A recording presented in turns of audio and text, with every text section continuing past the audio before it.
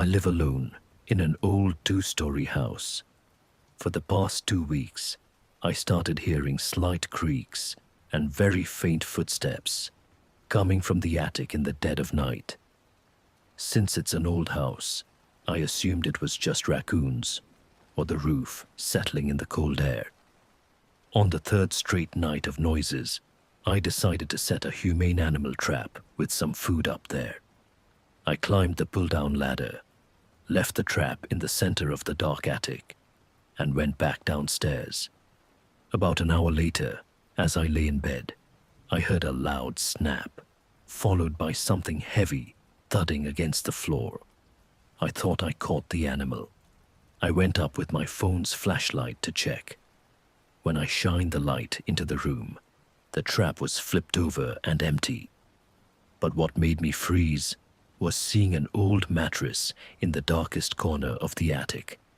One I didn't even remember owning. On top of it were fresh food wrappers from my own kitchen, a blanket of mine that had gone missing, and my personal journal wide open. Someone had been living up there for weeks, coming down while I slept. I ran outside and called the police from the sidewalk. They found the attic empty, but the back window was wide open. I work as a rideshare driver, and to make some extra cash, I usually drive until 4 a.m. On a rainy Tuesday, I accepted a ride in an isolated industrial neighborhood. The passenger was a man in a gray jacket and a hoodie who got in silently and sat directly behind me. I tried to start a conversation, but he only muttered short, distant answers. In the rear-view mirror, I noticed he wouldn't stop staring at my hands on the steering wheel. Halfway through the trip, my phone started vibrating in its mount. It was a text notification from the rideshare app itself, reading, "The passenger has canceled the trip. Please pull over safely."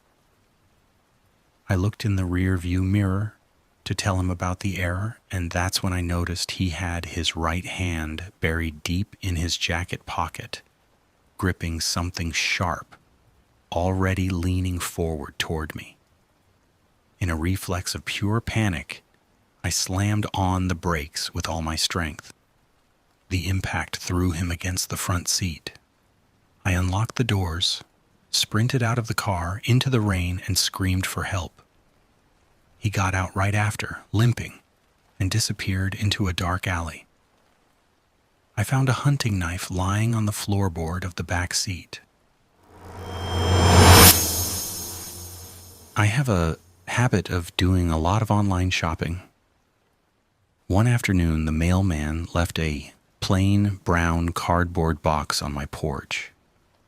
It had no return address or sender name, just my address handwritten on a piece of paper taped to the top.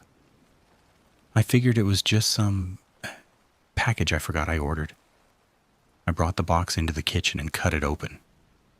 There was no product inside. There was only a worn, filthy teddy bear and a red envelope. I opened the envelope, expecting it to be a mistake or a bad joke from a friend. Inside there were dozens of pictures of me. My hands began to shake as I flipped through the images. They were photos taken from a distance. Me leaving for work, me washing my car on Sunday. And the last few photos were of me sleeping in my own bed, taken from the first floor window. At the bottom of the envelope was a short note.